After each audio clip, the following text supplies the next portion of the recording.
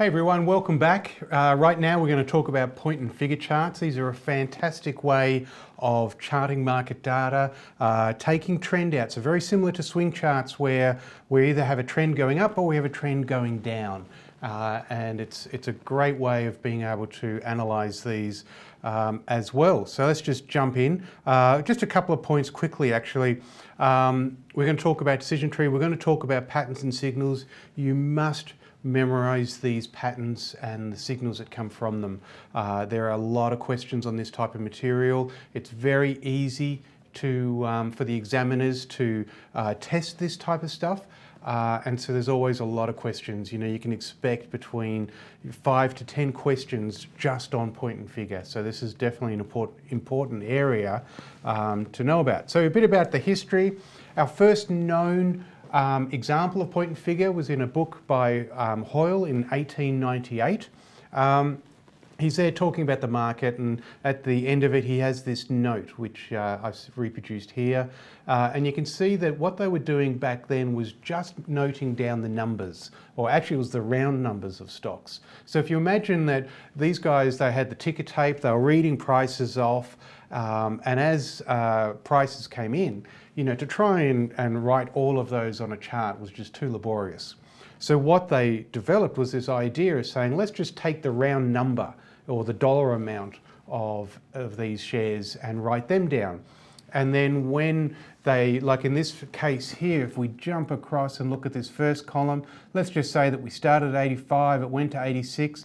This 87 was not going to get written until there was some quote or some trade that had 87 at the start of it. And then they would post 87 there. And it could get up to 87.99 or, you know, 0.875, since they were probably trading in eighths. But they would not post an 88 until there was some sort of trade with an 88 at the start of it. And so this is how this was developed. And they wouldn't go back down to 86. And when they did go finally back down to 86, then they would go across and start a new column, because now they were in a downtrend. So it was a really nice way of being able to have these rules around what constitutes a change in trend. And as I said, it takes the time out of the picture. So as history went on, we had de Villiers and Taylor that came up with their versions of point and figure using crosses at that point.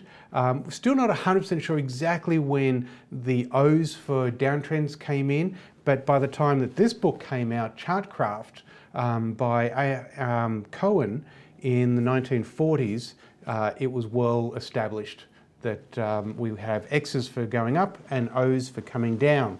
So now the X's and O's are what we call the boxes in point and figure.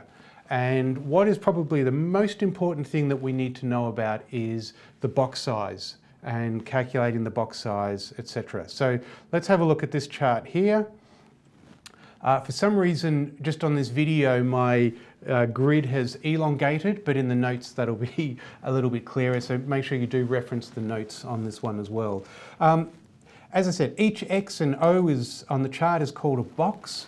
The amount of price that's contained in that box is defined by the box size. Now, what box size to use is a little bit where there's got to be a little bit of art behind this. Now, you know, we can create some rules about volatility and things like that to determine what the optimum box size is.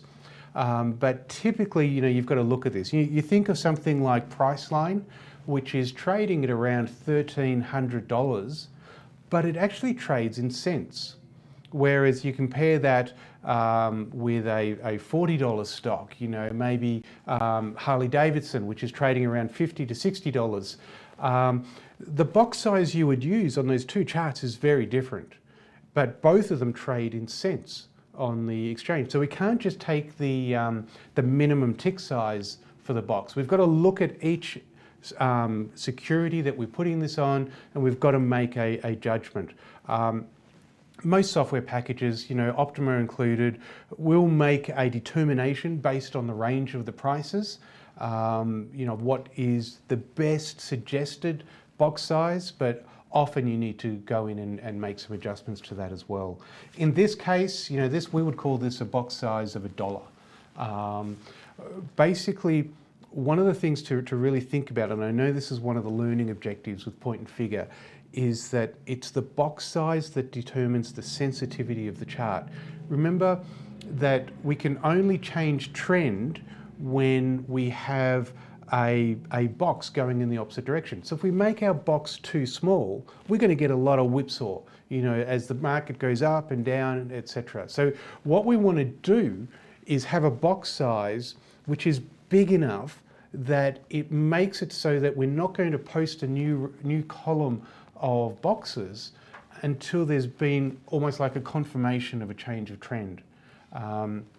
So again, very similar to a point swing chart or a percent swing chart, having this type of box size. But just remember that the box size controls the sensitivity on the point and figure chart.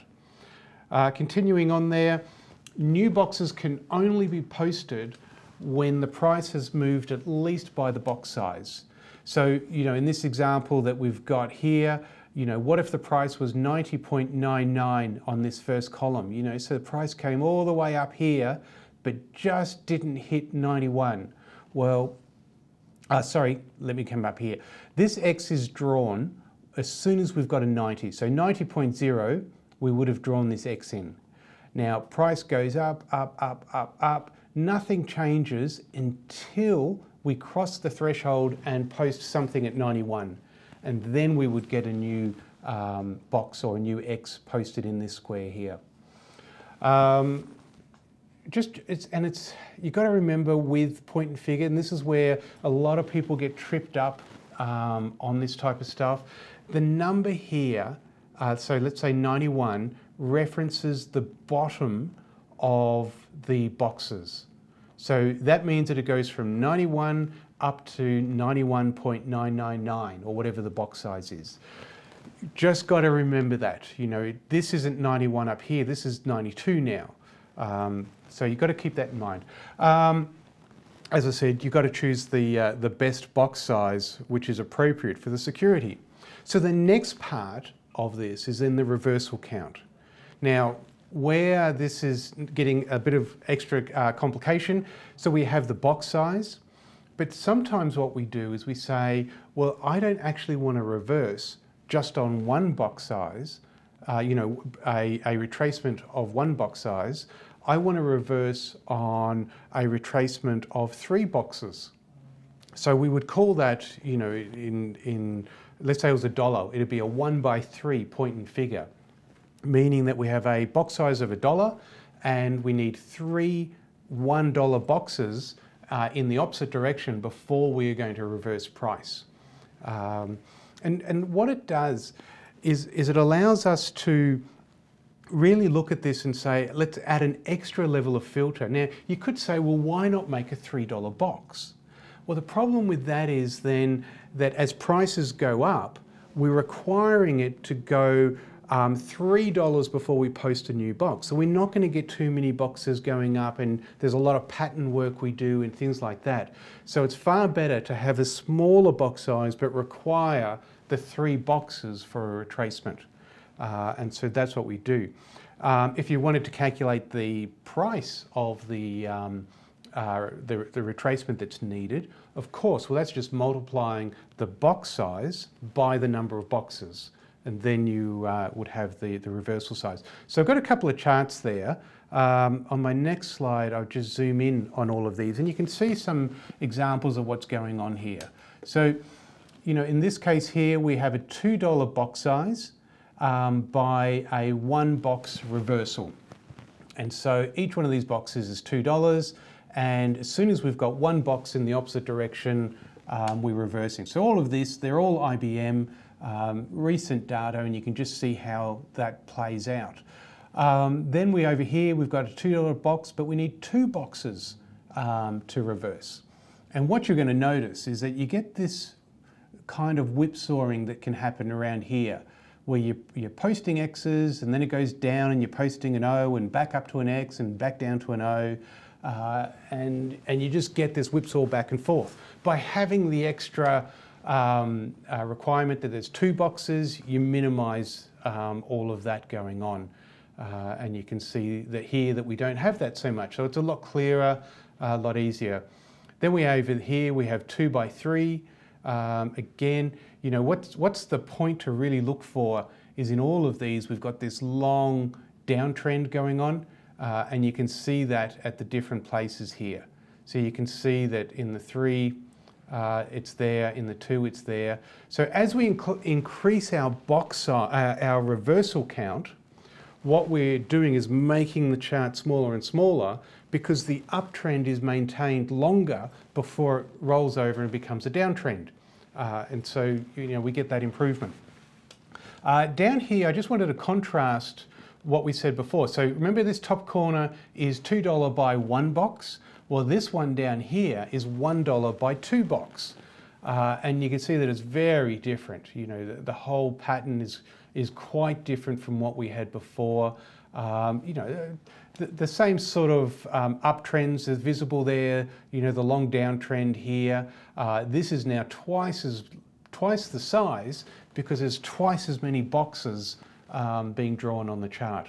So often the box size, you know, it really comes down to the constraints of looking at this. Obviously this was a technique that was drawn manually originally on graph paper. It becomes quite difficult to try and scale these and position them on software and still have everything work where you can zoom into different sections. So an interesting chart from a programming perspective indeed. So box and reversal. We name the chart in terms of the box size and the reversal count.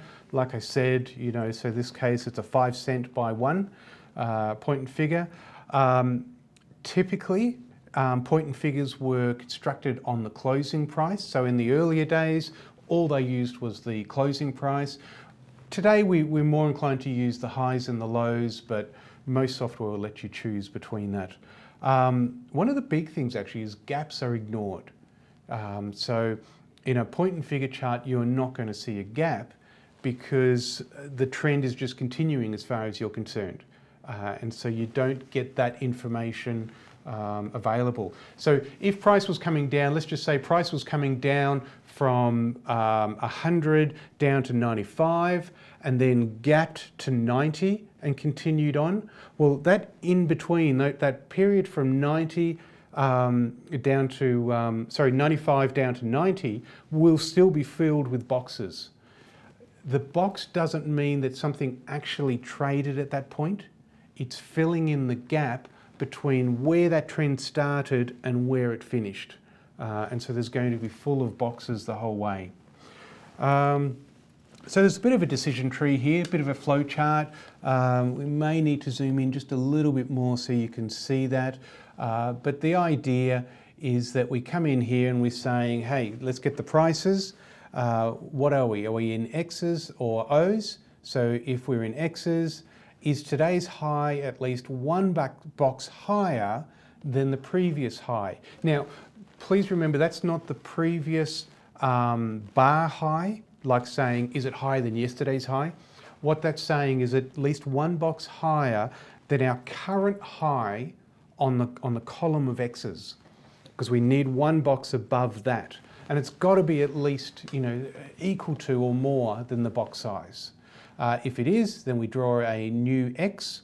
And if it's not, then we look here, is it at least 3 boxes below? So if we didn't have a new high, well then the next question is, well, do we have a low? And is it at least 3 boxes if it's a 3-box reversal? Lower, if it is, then we post the X's, O's going down. So just a bit of a decision tree there to help you understand how the construction works. Support and resistance. Now we've talked about support and resistance already. This is really important, and this is why is one of the really nice things, because remember how when we talked about support and resistance, we often had like on a candle where the shadow would break through the zones. On point and figures, because we have this almost quantizing of the price data to the levels of the box sizes, you get really nice support and resistance zones showing up. So, looking at this chart here, we've got a double bottom there, really nice and clear, easy to see. It takes a little bit of the ambiguity out of it. And the more times, again, like we did with chart patterns and as such, the more times that a level is touched, the more significant it is. And then the more significant a break of that level will become as well. So we want to watch that in. That final point is exactly what I was saying. Small excursions through the support level are ignored on a point and figure, and so that's what makes them so nice. Trend support resistance is very common to put 45-degree lines on and look for breaks of those lines. Usually the chart will alternate between upward lines and downward lines, and a lot of trading strategies are built just around this idea of, we'll swap and alternate based on these lines. Can have internal lines as well.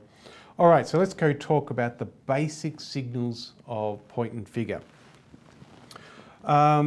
Basically what we're doing is looking for, very much again like swing charts, we're looking at where do we get a confirmed downtrend. So let's just say that the market was going up, and I don't know what happened before this, but we have a low, we go up again, fail to take out a new high, and then we break this previous low. Well, that would be a sell signal in the simplest case. We're coming down, we've got still posting new lows here. In actual fact, this probably here would have been a buy signal, not such a good one, because it did take out the previous a high there.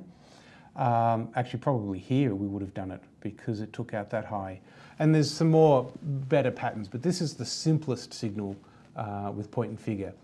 And again, going up, and again, we can buy here on the break of this one. So it's just an example.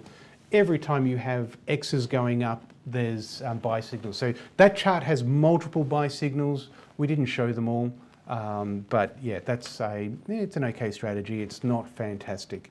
Far better that we're looking at patterns. So there's a number of patterns that we can use. What you're going to see is that a lot of these patterns are similar to those that we've done in bar chart patterns and short-term patterns as well. And so whilst this may seem like a whole new topic, there's a lot of overlap in the concepts, which is going to help as well. There are some though that are unique to point and figure that we haven't seen before. All right, so let's go and have a look at some of these patterns. As I said, these you will have to memorize. You'll have to know what a triple top is. You'll have to know what an ascending triple top is, and where you would buy and where you would sell based on these. So in this one here, you can see that we've got we've got two tops in the past, and now we're breaking through where there was that resistance level in this case. And of course we would buy on the X that posted above these two tops. The converse is true, we've got two bottoms there with a support, and we would sell on the break of that. In 1965, Davis did a study, and this actually was the best sell signal from all of his research. It's an area that we want to actually do some research as well and see from a quantitative basis how these stack up. So the next one is ascending triple top and ascending triple bottom. Essentially, I forgot to put the lines in here, but what we're looking at here is that, before this was a straight resistance line, now we've got it that it went higher. Well, again, we're buying on the break of this level, but it's just called an ascending triple top because we're getting that extra high, and the same descending triple bottom, same thing. It's just the same as we had before, except that it's on an angle now rather than straight. The ascending triple top was actually the one of the best buy signals that they found. All right, spread triple top. Like we had the triple top before, same thing, except for we've got this one column in between which is didn't quite make it, has been truncated. And so we still break out, take the buy signals and the sell signals in the exact same way as we did before, but this is now called a spread triple top rather than a standard one. Symmetrical triangles, very similar to the triangles that we did in bar chart patterns. We've got this contracting of price as time goes on. Obviously much more symmetrical because we're fixated on the on squares in this case. And again, it's just buying on a breakout, exactly as we would have done on the bar chart patterns as well. Resistance line breaks, you know, again, very similar to the ascending triple top here, but it's really just saying that we've got these resistance lines. Now, you've got to be very careful about the naming of these lines. So you can see here that we have, you know, the market's going up and we've got a bullish resistance line. Now, the bullish resistance line meaning that it's resisting any bullish moves up higher. Unlike our standard trend lines, we would normally do a trend line on a bull market underneath the prices, doing support instead of resistance. But in this case, the bullish resistance line is sitting up above the prices as a resistance line. Similarly, the bearish resistance line, as you would expect, resistance stops prices from going higher. So in both cases, it's sitting above the prices. And so we've got these on the top side there of the market. We're looking for a breakout of that line, and both of those become buy signals. Now, on the flip side, we have our support line. So we have bullish support line, more like the traditional trend line we would write in a bull market. And then we have the bearish support line. Again, unusual. Normally in a bearish market, we would be looking at the resistance line rather than support. But again, both of these have breakouts and we would buy or sell in this case, I should say, on the breakouts of these lines. All right, triangle breakouts. So we have ascending triangles, exactly like bar chart patterns again, looking for a breakout. We've got ascending triangle, descending triangle, exact same thing as what we had before, and having those breakouts there. If they had broken out the other way, well then it'd be more like you know, the support resistance line breakout, for instance. So if we had a breakout to the top side here, it'd be a resistance line breakout, but in this case it's a descending triangle breakout. And similarly here, if we had a breakout going down there, it would be a support line breakout instead of the ascending triangle breakout. So just keep all of that in mind. All right, so the next one we've got are catapults. Now this one's unique to point and figure. What you're going to see here is that we have these rules. So we've had usually some sort of support, resistance line here. I always get support resistance mixed up. Resistance line, and we've had a break of that, and we've got this row of X's. Now it's a 7-box maximum, can't be more than 7 boxes. Otherwise the rules don't work. But we've had this thrust up, and then what you've got is the retracement, but that retracement doesn't take out this low. So this one can't be a new low. And then what we've got is our final big impulse move, and we buy again on the breakout of that. And that's basically what's called a catapult. It's expected there's going to be a big reaction. So if you see this thrust up of up to 7 boxes and then retracement, but it fails to take out, then that's the catapult signal there. We have our bull trap and our bear trap. A little bit different from the pattern traps that we talked about before. Actually, no, it's actually quite the same. The same sort of concept in where you have the pattern, you're getting a signal to buy, and then the market turns around and just goes through the floor of the pattern. So similar concept there on both of those. So just remember those, And again, as I said, a lot of overlap. Horizontal targets. Now, you're going to need to know how to calculate these targets, and they're not hard. Where it becomes a little bit tricky is just remembering that you've got to multiply the box size by the number of boxes for these targets.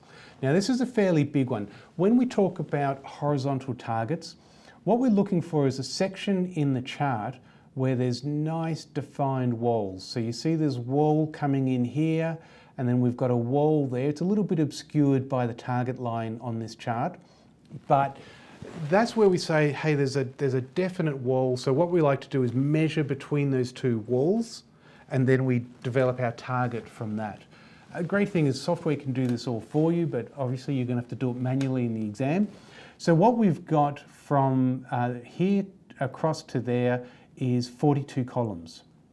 Now our chart is a $5 chart with a 3-box reversal. So that means that we multiply those together to get $15 reversal. Our lowest point, this is where we calculate the target from, is the lowest point in the horizontal target, which is $680 in this case. So we take 680 and we add to that the number of columns multiplied by the total reversal size, which is 15, and that gives us 1,310. And you can see here that that would have been up at the top of the chart and didn't take long for the market to get up to that price. So that's how you calculate the horizontal target. You've got to know that formula. You have to know how to create that. All right, so the next target that we want to talk about is the vertical target. It's a lot simpler than the horizontal, but the math is a bit different. So you've got to keep them very clear in your mind. Once we've got a major low, major high posted, and then we get the next reversal out of that low, out of that major low, we have to wait for that reversal column to be finished. We can't put on a vertical target yet.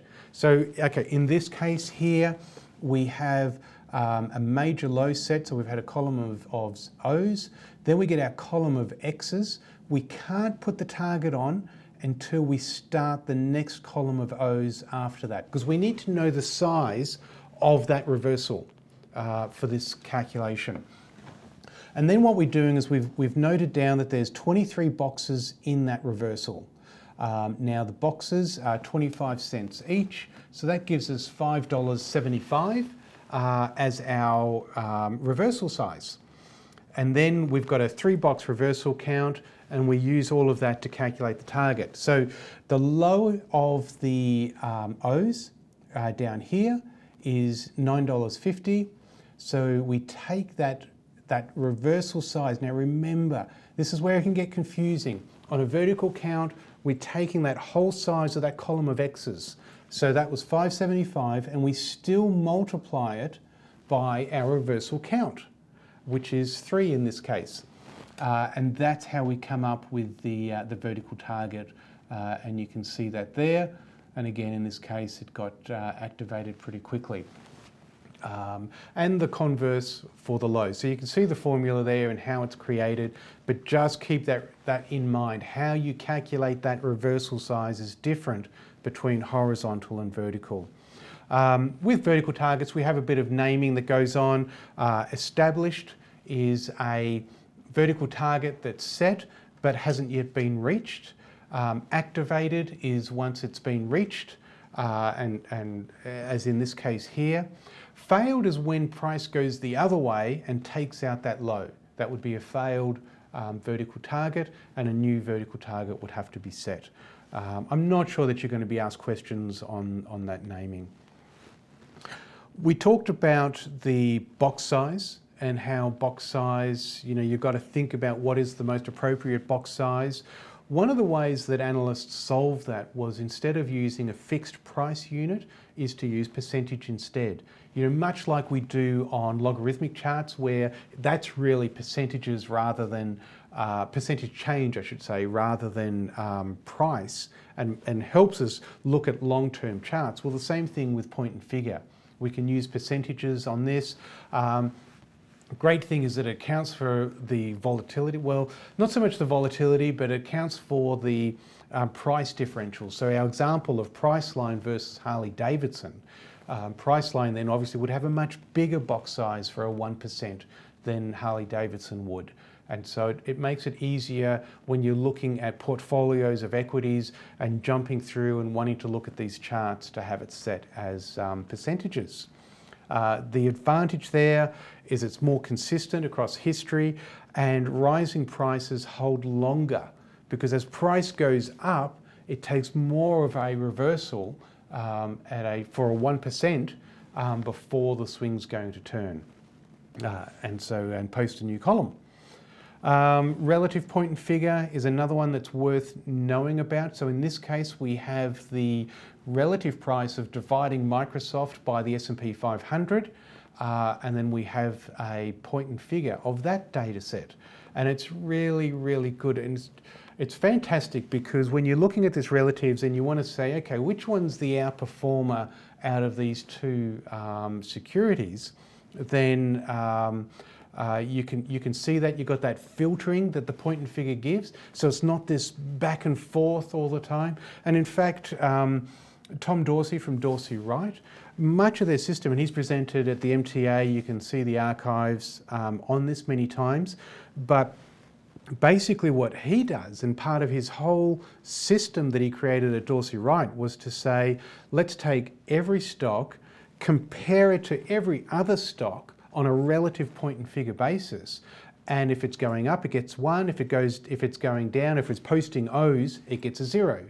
And then all of those are ranked together, and that's how he makes decisions on which securities should be in their fund based on that. So that's pretty much the Dorsey Wright system, the system that NASDAQ just purchased for $250 million. So it is an amazing way of putting this all together. So relative point and figures are very important, been proven in the industry over many years, and definitely worth keeping an eye on.